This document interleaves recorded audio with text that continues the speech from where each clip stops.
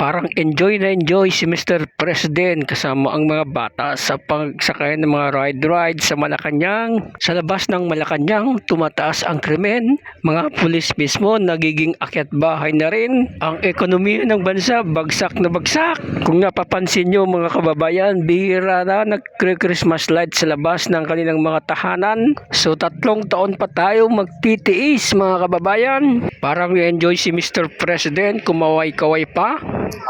Magandang umaga sa inyong lahat. Lalo, good morning, boys and girls. Lasyo. Parang puro lahat ito, opisina ito. Kaya pagka pumunta ka rito na hindi Pasko, makikita mo, yung mga tao dito, yung nandito, nagtatrabaho dito, makikita mo, walang nakangiti, seryoso lahat yan. Dahil malalim ang mga iniisip, ang dami kong inuutos na kung ano-ano, kailangan nilang gawin.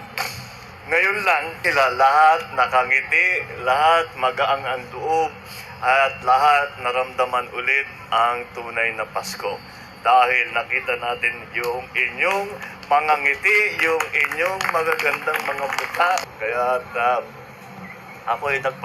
kami ay papasalamat kami na kahit na mabigat ang hinaharap natin ng mga hamon, ay kahit papano, meron tayong isang counting panahon ang mga binayaya natin nung nakaraang taon. At ang pinakamalaking biyaya, the biggest treasure that we have here in the Philippines are these, our children, the future of our country. Pero yung mga bata talagang believe enjoy na enjoy dito. Nakita mo yung sumasayaw, nakita ko yung maliit. Sino ba yun?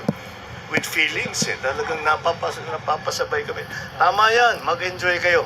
Kaya namin ginawa ito para makita namin ulit ang mga kasiyahan na dala ng Pasko, ang mga pag-alala. Maraming salamat.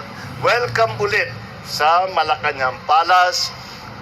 Talagang nabubuhay namin. Alam mo, kami mga nagtatrabaho sa pamahalaan, kapag kami nakikita namin kayo, naaalala namin. Kaya kami nagtatrabaho, hindi para sa sarili namin, kung hindi para sa inyo. Kaya tumitibay ang loob namin, lumalakas ang loob namin, nagiging kami mas masipag kapag nakikita kayo namin. Kayo ang dahilan sa lahat ng aming ginagawa. Kaya, Merry Christmas sa inyo lahat. Maraming salamat sa pagdala ninyo ng saya dito. Merry Christmas. Happy New Year. Maraming salamat.